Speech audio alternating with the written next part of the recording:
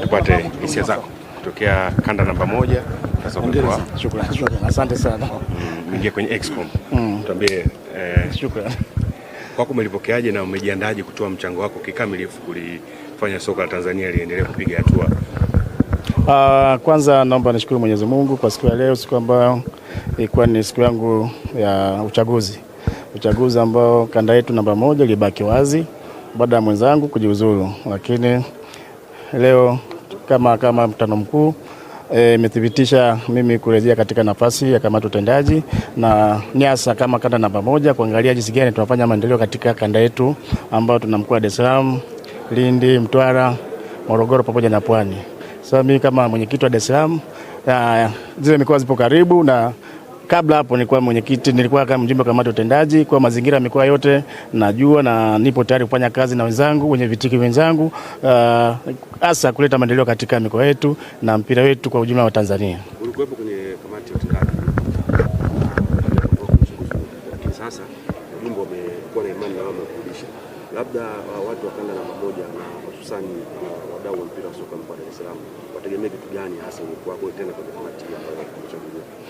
Mimi naamini kwa nafasi nilyorudi, naamini kwa watu wa kanda yetu namba 1 wamekuwa na imani na mimi, na hata kabla mchakato hujaanza nilipata endorsement karibu ya mikoa yote.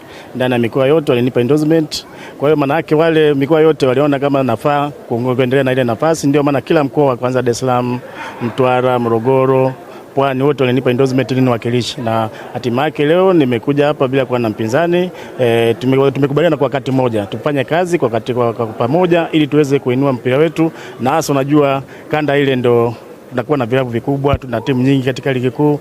Kwa hiyo inatakiwa tupate ushirikiano mzuri ili tuweze kuendeleza timu ambazo zipo, na ikiwezekana na timu zingine tuweze kuzinyanyua kuja kuongeza idadi za timu katika ligi yetu ya Tanzania. Na mwisho kwangu tunaenda kwenye mchezo wa dabi.